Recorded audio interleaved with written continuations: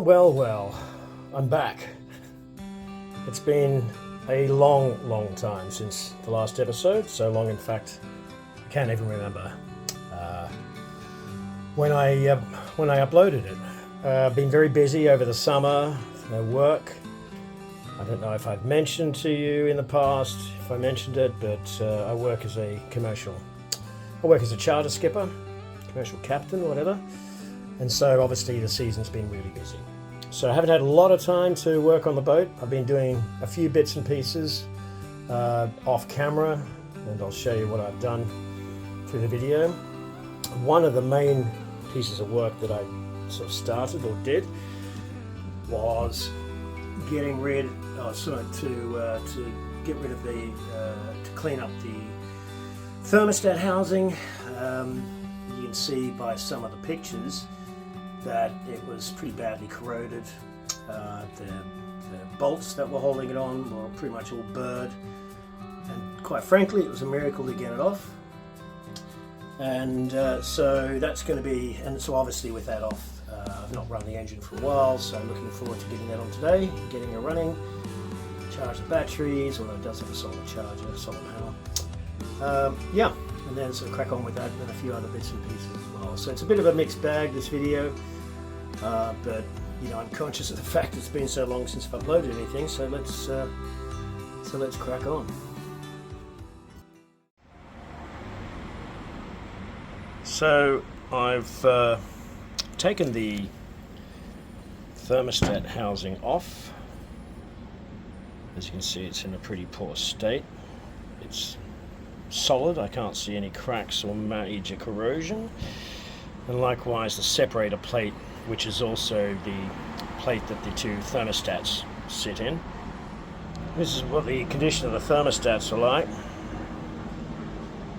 As you can see, quite rusty, although amazingly, if I can do this one-handed, we've got no tripods or anything today. I'm flying loose and you can't really see that.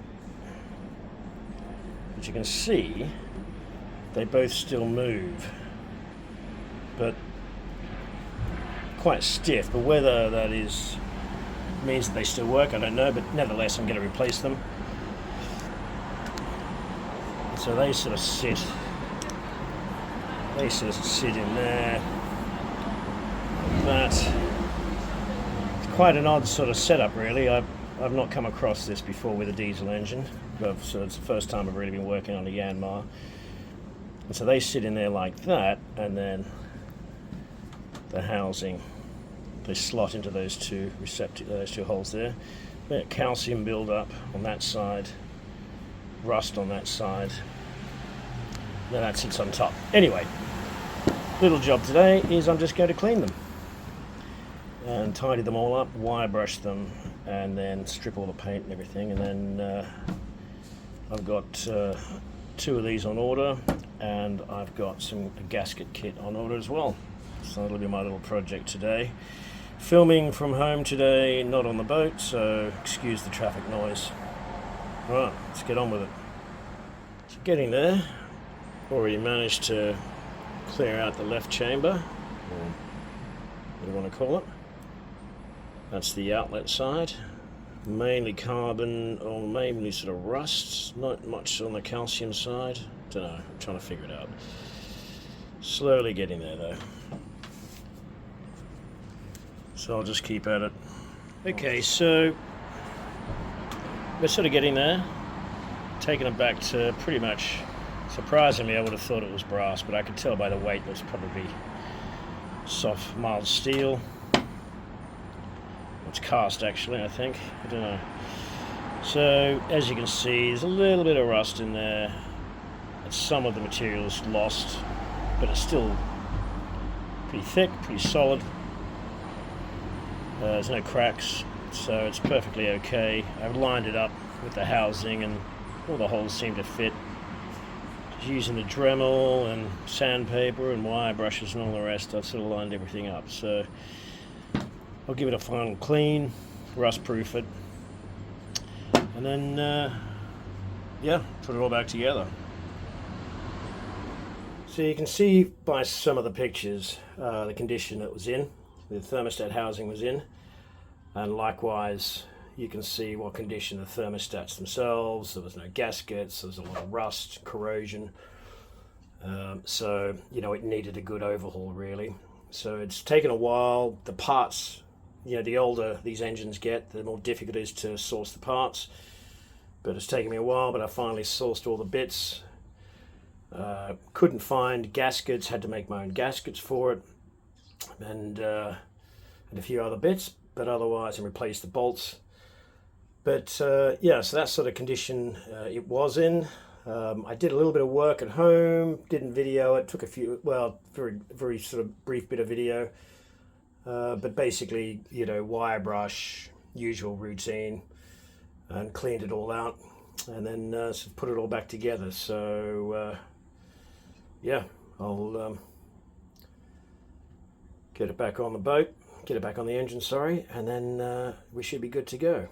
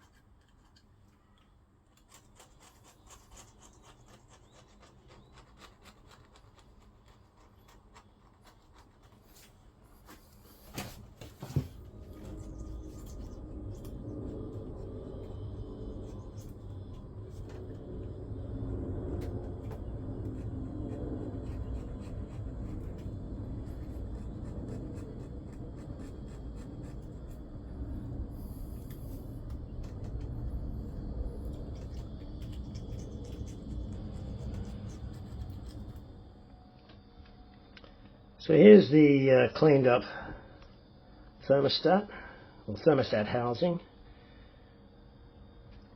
separator plate, and then two new thermostats.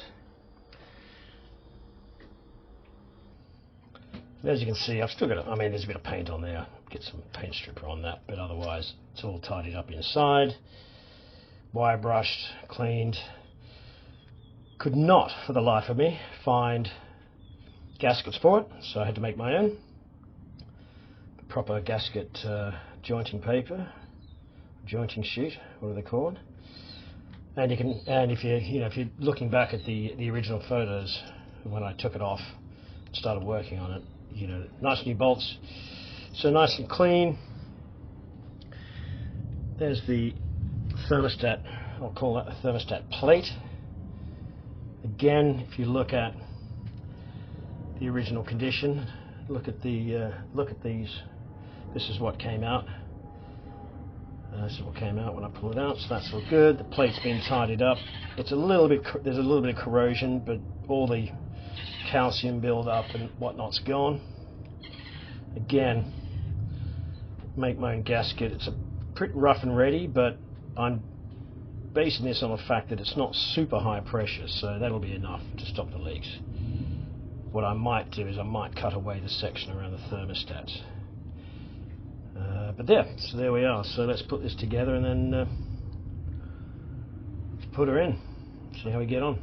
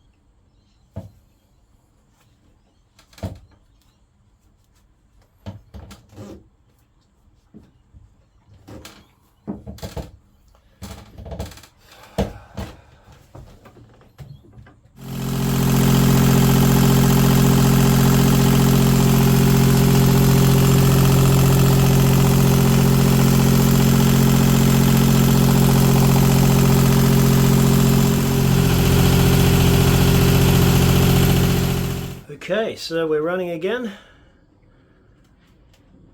It's been a while since she started, so it took a little bit, but seems to be running okay. No leaks as far as I can see. That's all just old staining there. I'll give that a good clean and then put some paint on there. Try and protect it. Retension the bolts. So we have a cooling system again. This is the original thermostat. And it's an alarm type, so there's no gradation, or there's no proportional measurement. Just it sits there. When it gets to, I think, 85 or 80, it sets off the alarm. Horrible, old and corroded. So what I've done is I've replaced it with this guy, and that's a gradation, or that's a proportional measurement. So it feeds back, obviously. Varying temperatures. Of course, all the wiring, temporary, just like everything else. And then there's the temperature gauge. So with 20 minutes of running, barely got up to 60 degrees. I mean, that's not under load. Obviously, take it for a spin, take it for a good run, and yeah, hopefully I'll have a normal temp gauge, and then I'll do the same with the fuel. Sorry, with the oil. You can see down there. That's the oil gauge. Same situation. It just sets off the alarm. I'll replace that with an actual oil pressure sensor, and then and in case you're wondering, no, that's not a permanent fixture. That's just there temporarily. Just needed something to hold the gauges. I'll eventually build a nice dash for her. Yeah, so there we are. So let's tick that job off the list.